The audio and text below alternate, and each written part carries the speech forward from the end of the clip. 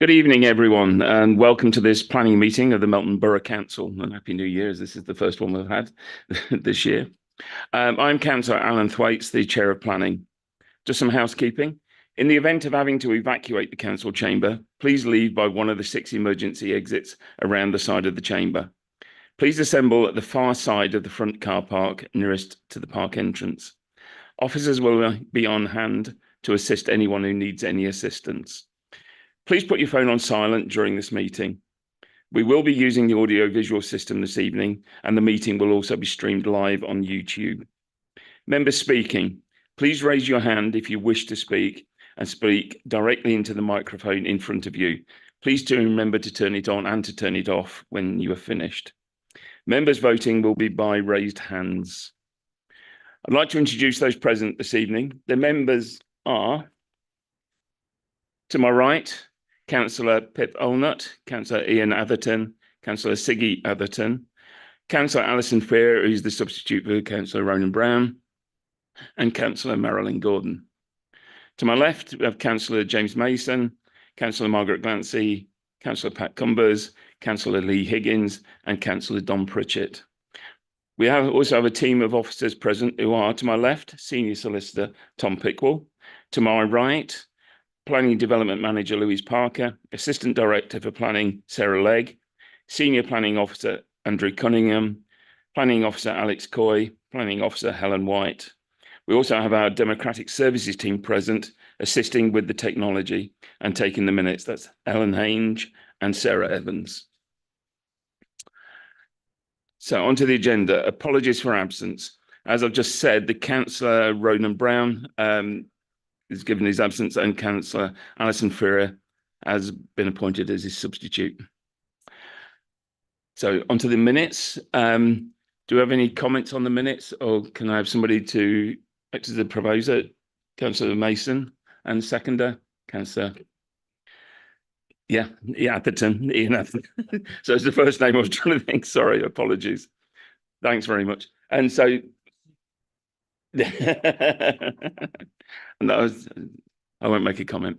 So I'd like to go for the vote on the minutes. All those in favour of the minutes? And carried. Thanks very much. Declarations of interest. Do any members have any interest to declare appropriate in respect to the items to be considered this meeting? Councillor Glancy. Yes, thank you, Chair. I've thought long and hard about this, but to avoid a possible perception of negative bias, I will not be taking part in item 6 on the agenda and will leave the room.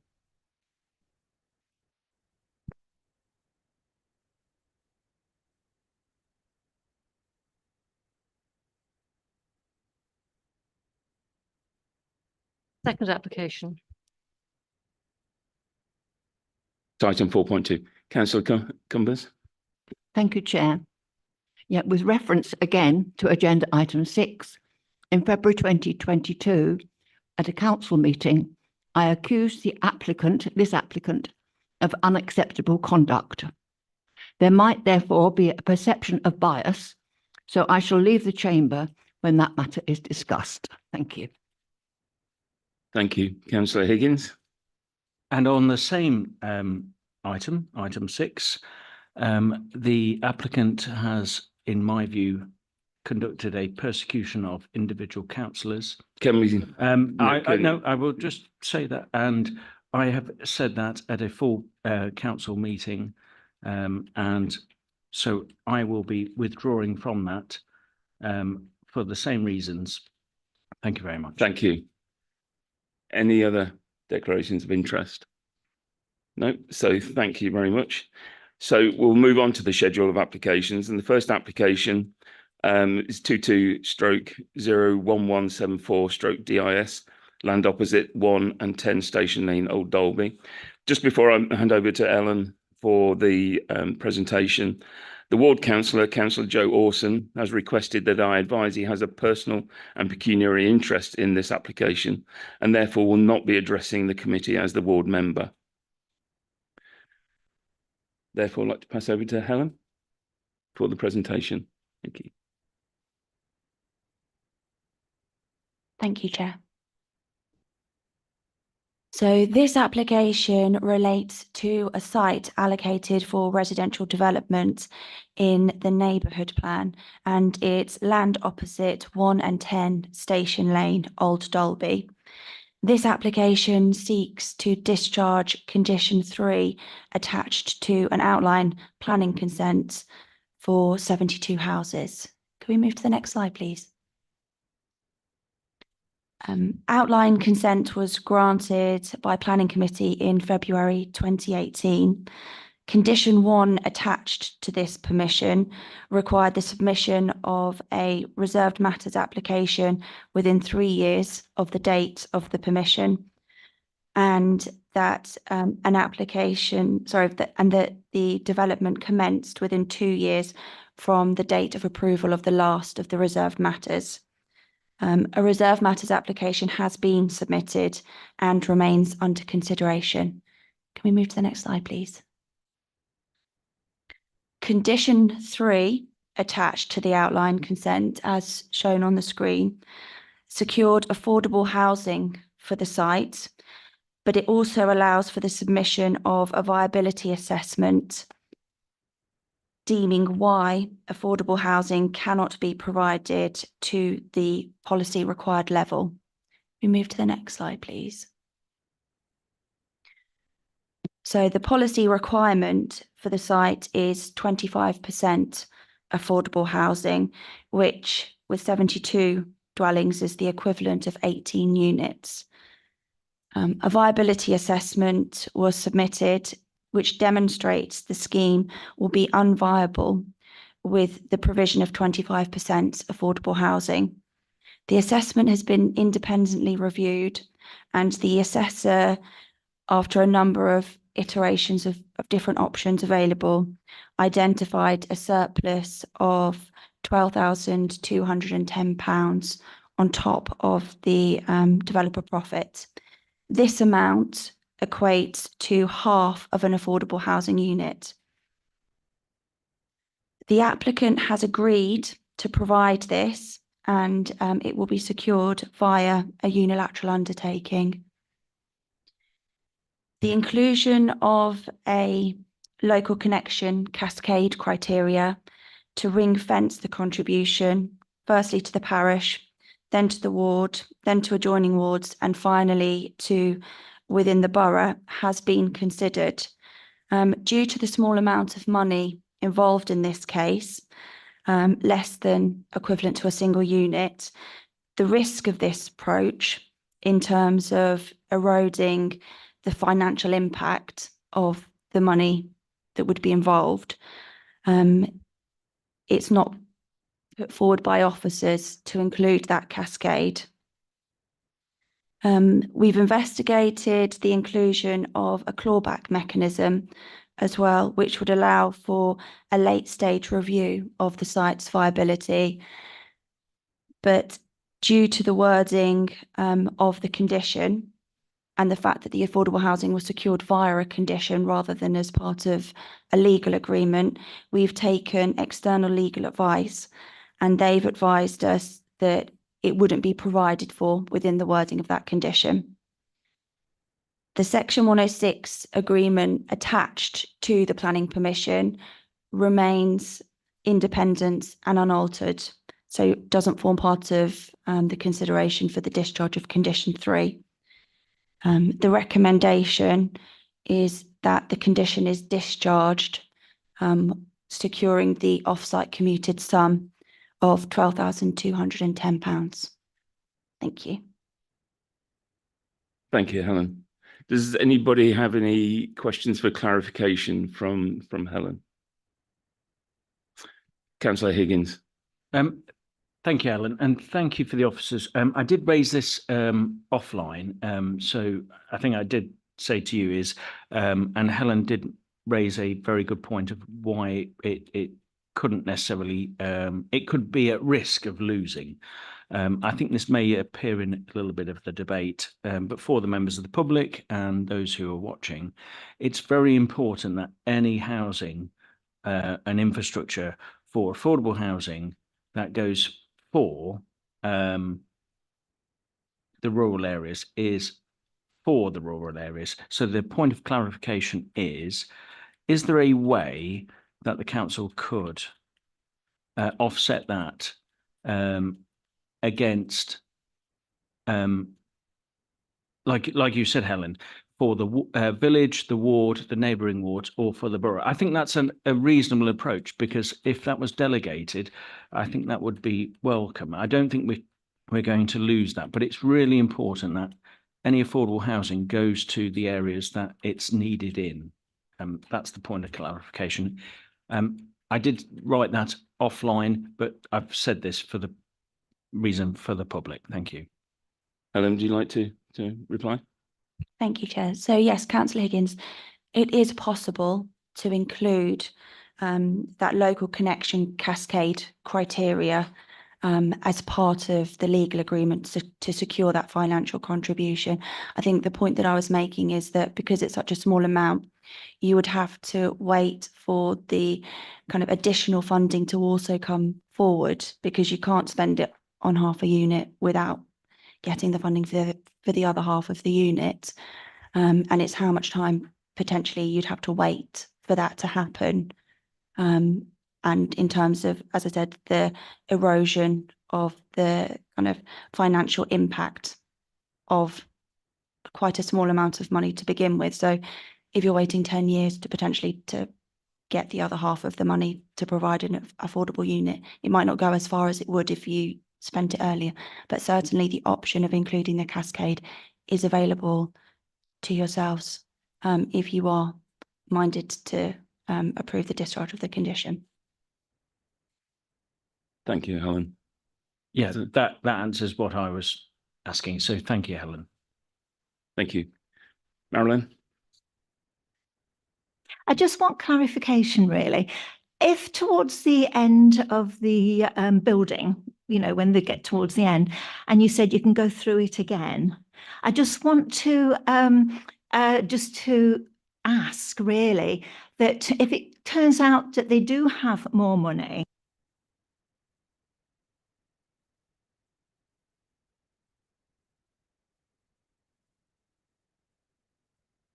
I think I can answer that one in the fact that I think due to the unfortunate way that this was worded when it was passed, that's not an option.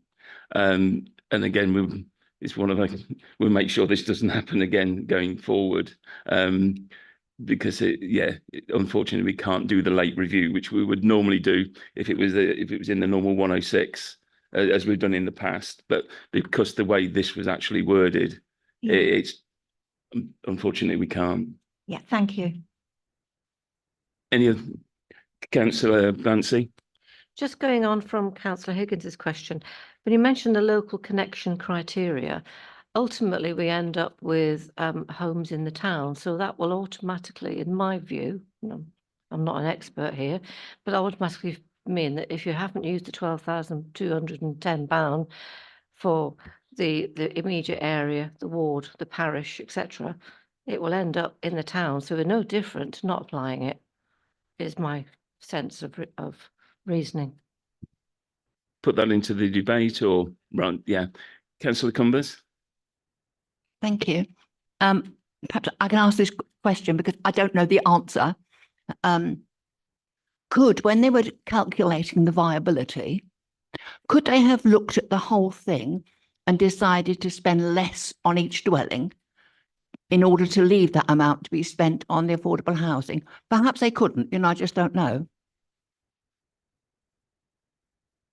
Yeah, so there's guidance on how you would calculate the costs per dwelling. So there's a formula that's used and it's based on kind of national guidance. So that's how they've come to the sum of costing. And just to put it into context, in this case, I think they're spending about £10 million in terms of build cost, but there's about £9 million on abnormal costs in this case. And the viability assessor, when he looked through it, they looked at various different options, but they're happy with the costings that have been put forward. And I don't think there is any scope to change those costings in order to increase the surplus for affordable housing contribution. Councillor Cumbers, yeah. Now, as an example, could they have built the houses without garages?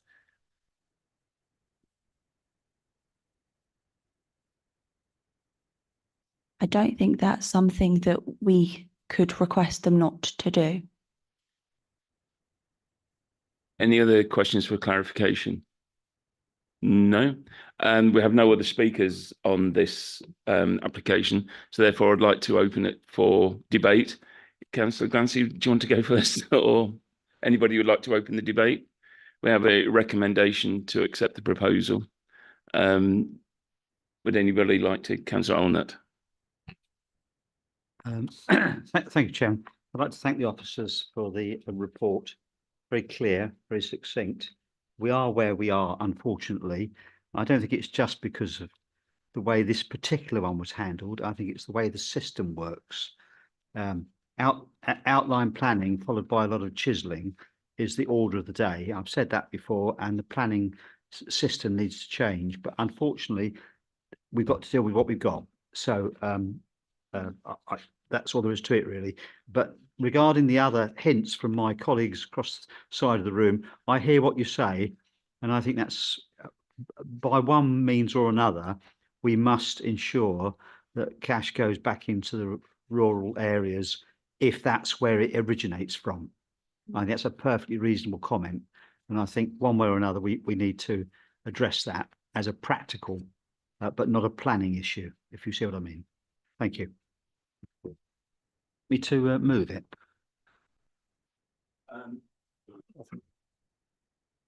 Siggy. Thank you, Chair. I think this one has highlighted that we learned a very, very big lesson with this application. And I think the step forward is to make sure those kind of things don't happen again, that we are very clear of what we want, how we apply it, and how we get it to be fair for everybody concerned. I think that's the main lesson we've learned from this. And I have to thank Tom. He must have done a lot of work on this to find a loophole for us to get a little bit more. I don't think we should use the word loophole, but thank you. Higgins. As many committee members who've been on this before, is I'm really loath to throw away affordable housing for the same reason I was saying earlier. Is I represent a ward where there are a lot of young people who want to live in my ward, and it's so disappointing where we grant with good faith, because I remember this from the last time. It's in good faith that affordable housing will come online and you will help build communities and a good balance. That's a political speech. In terms of what happens in the planning realm, it's a quasi-judicial role, which I'm not allowed to have that view, which is very difficult. And neither are decision makers, whether it goes through the inspector and everything else. It's incredibly difficult for those who are around this table, and I know what the officers have done, and that's been all offline. So I'd like to commend them for that and go on the record for saying that. It was written wrong. Legally, I don't think, in my view, the council could challenge that. And I think members and officers would know if I had one inclination that we could challenge it, I'd be voting against it and absolutely be banging my fist on the table. For whatever reason, I just don't think it's there. And while reluctantly, I feel this is a shame, I think it would be so great to turn around to the developer and say, well, if it's not viable, just don't build it. But if it goes to an appeal inspector, I genuinely, on this case, think it won't go through. And I don't think it's worth that there, which is very difficult. So I've said this because I think it's important to say it in the public realm. So I will be reluctantly voting for this. I think it's a great shame, and any developer who wants to come forward and remove young people or people who need housing from the realm of owning housing, eventually, I think the economy will fail. And our economy will fail. And so why I think we should all get round the table and make sure we can build houses for people to live in and build good communities. And I'll end it there. Thank you. I think all around the table will agree with that. Is there anybody else would like to enter the debate? Councillor Glancy. Yes, our local plan depends on affordable homes. That's why it does say within various wards and areas that we should supply a sort of a percentage of each development. Totally agree with that. We've worked really, really hard to do our local plan, and it's unfortunate we are in the situation that we are today with this particular application. And I dare say it's not the only one that's going to come across our table, but that's, well, there's not a lot we can do about the future at the moment. But I am much against my better feelings. I think we have to accept what we have in front of us. And I would like to propose this particular recommendation on whatever page it's on, to accept this. But also I would like the added condition within to do with the local connection criteria that are planning on. I can't remember the exact words, but if you'd like to repeat them, because I cannot remember them. But I think that is very important, because that still gives us the option further down the line. If we haven't used it up, it can actually come to the town, rather than just dismissing it and think, actually, we're not going to do that, because it's so important to provide affordable homes, whether they be Help to Buy, whether they be discount market homes, affordable rentals or shared ownership. We still need to supply them. Thank you. Thank you, Chair. I've listened to that. That makes perfect sense. However, can someone explain to me what the cascade system is and how it affects, how it is cascaded down, and the time frame? Because this is straightforward, as I see, a balance of risk. The longer it stays in the cascade, the less worth it has. On two fronts, inflation takes it away, and also the cost of housing takes it away, and cost of building materials takes it away. So I would like to know before I make my mind up, and I agree with everything that's been said. I would like to know how long potentially it will stay in the cascade before it does reach somewhere that it is profitable and can make a difference. Thank you. Helen, would you like to? Yeah. Yes, thank you, Chair. So it's the local connection cascade criteria, and there is a level of discretion involved in terms of how long the money is ring fenced to apply for a certain area, and it can be kind of between 6 months to a year. Normally would be the timeframes involved. So it would first be ring fenced to the parish where the application exists.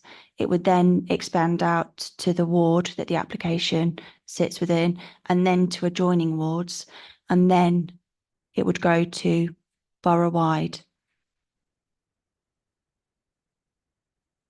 So Ian Atherton. Yeah, we need you going to second or? No, I'm just going to ask for a point of clarification on what's just been said, but I suspect it was the same that was going to be asked from across the table. So you mentioned a time frame of 6 months to a year. Is that from end to end, or is that for each stage, please? Sorry, we need a seconder first before we answer any sort of question. So you happy with the proposal still? Yeah. Yeah. Sorry, yes, I'm quite happy. I have proposed it. We're now waiting for a So second. yeah, so would anybody like, so Councillor Allnut would second that. So sorry, would you like to ask the question now? Yes, so the 6 to 12 months, is that for each stage of the cascade, or from start to finish? So if it's not used within a year, does it go to the town, or is it at each stage? The 6 to 12 months period is normally for each stage. Okay, so we have a proposal and we have a seconder. I'd like to say that to the vote. So all those that are in favour. Sorry. Sorry, well, there was no more hands up. Were there any more debates? No? So I would like to say that yes. So I'd like to take that to the vote. Will all those in favour, please show the hands. Yeah, and that's unanimous. Thank you very much. I'm not sure that's a criteria, but that'll be in the minutes. Yeah, thank you. Okay, so we are now going to move on to the second application.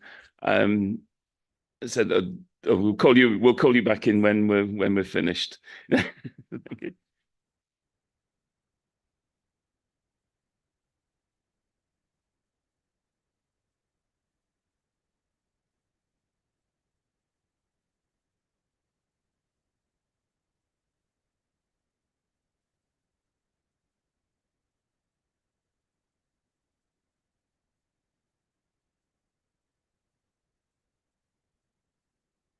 Yes, I promise not to leave them out like we did Marilyn the other night.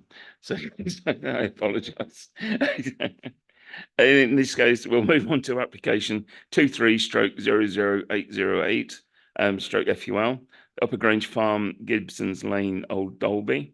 And I'd like to pass it across to Alex for the presentation.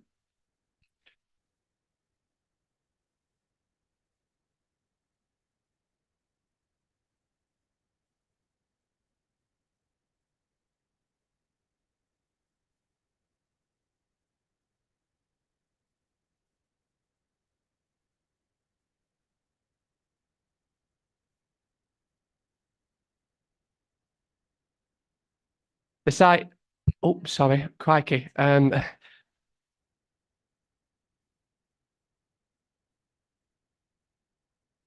going to come to you, thank you. Sorry, yeah, so the site is accessed from a long track off Gibson's Lane, which would not be altered as part of this application. The existing dwelling is part of a 19th century farmstead. As detailed within 8.3 of the report, the demolition of the existing building has been fully assessed, and the building is not considered to be a non-designated heritage asset. Next slide, please.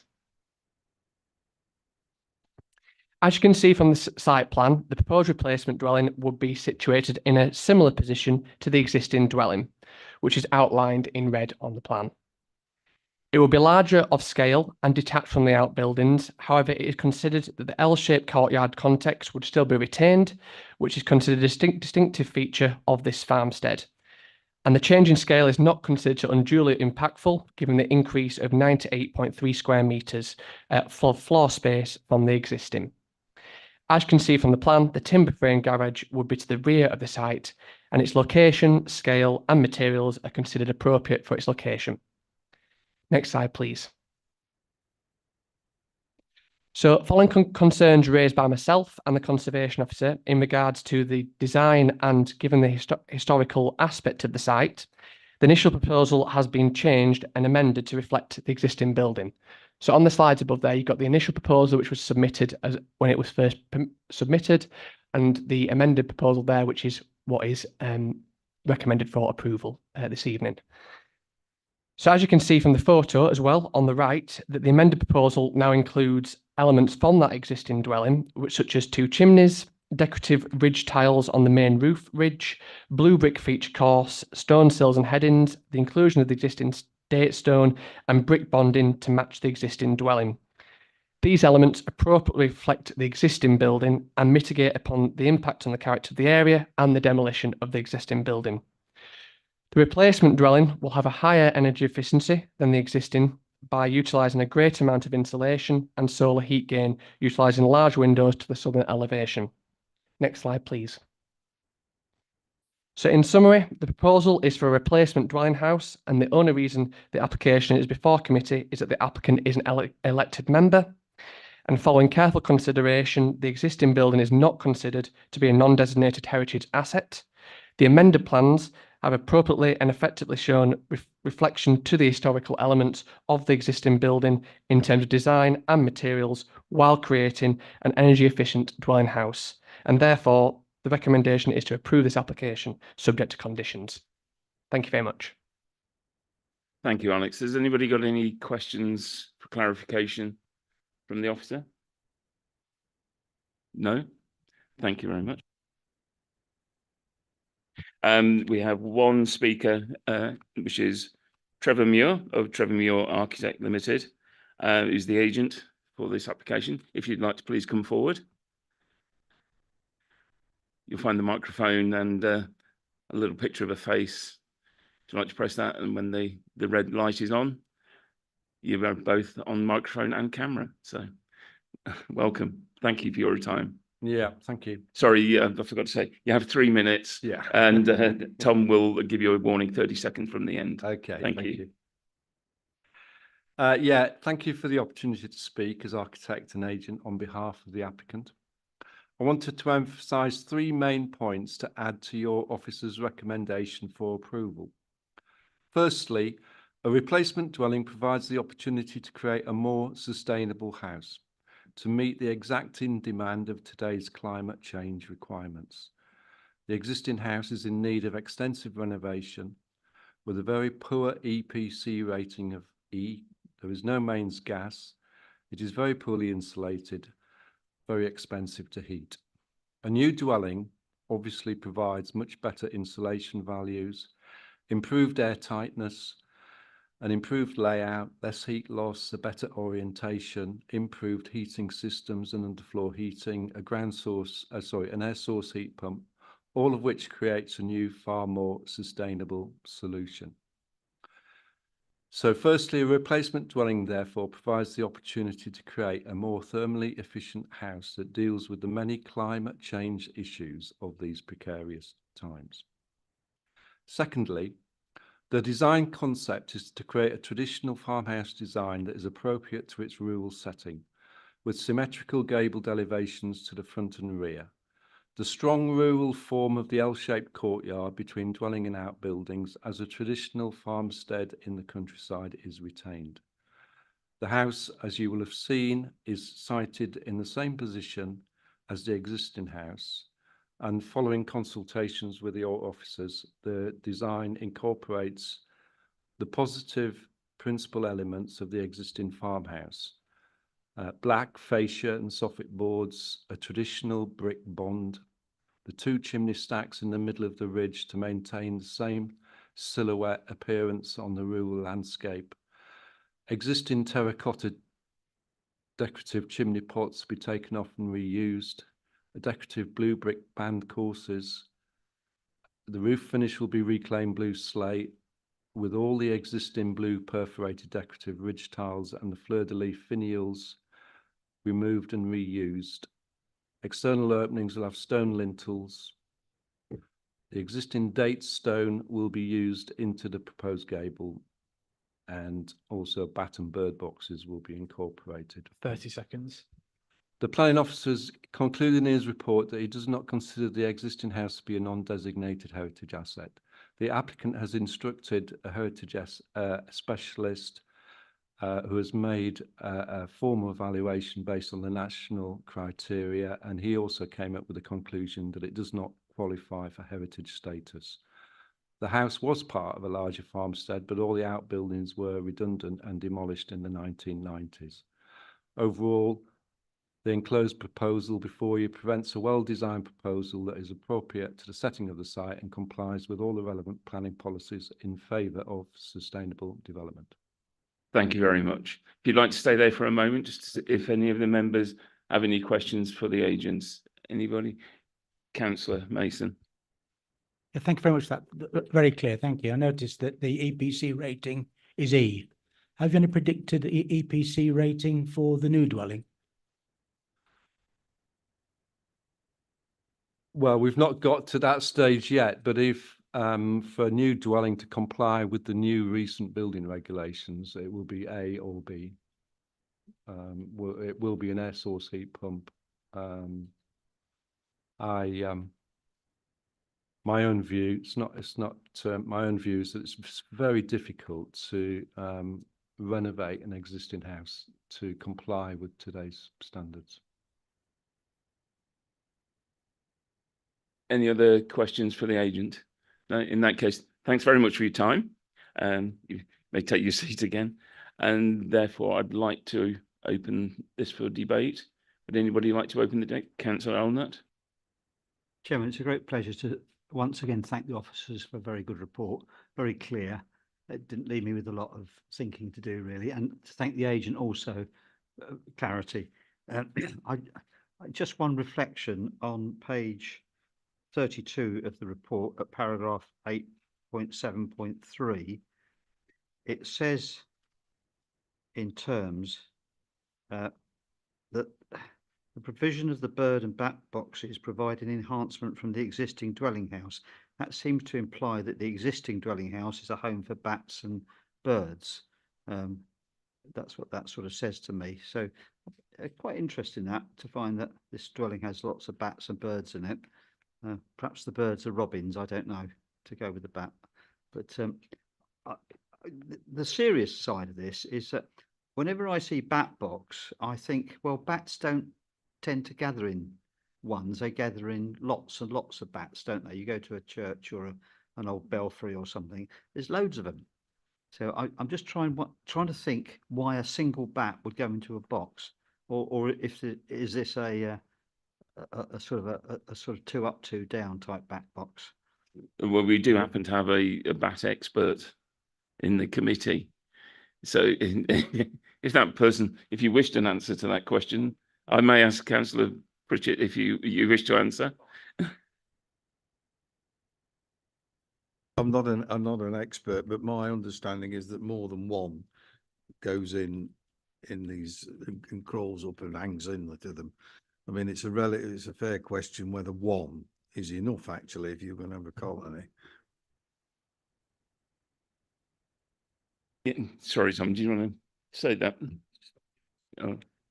you want to? Yeah, sorry, Alex. It's not a problem. Just to clarify, 8.7.3.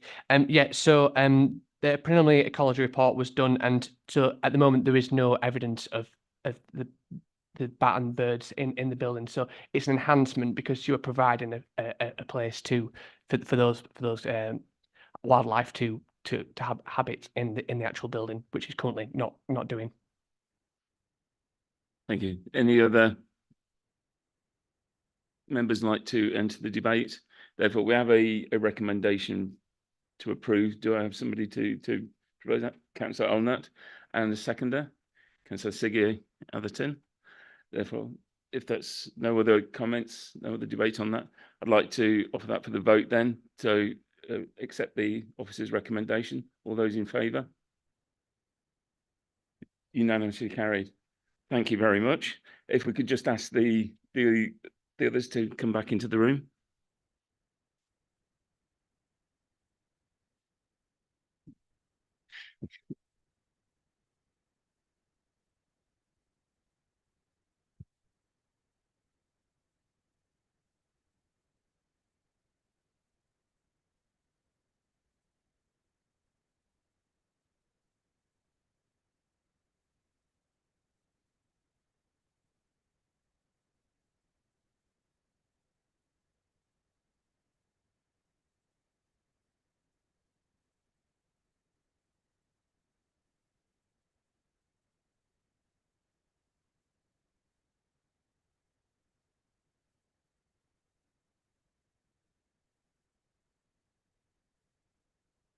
Thank you and welcome Councillor Higgins, Cumbers and Glancy back into the meeting. That brings the applications to the end for this evening. There's no urgent business. However, I would like the committee to actually stay after the end of the meeting, and the officers as well, sorry. In that case, yeah, I'd like to call this meeting to a close and thanks everybody for their time. And thank you for the members of the public for your time. You may now leave, I'm sure. Thank you very much.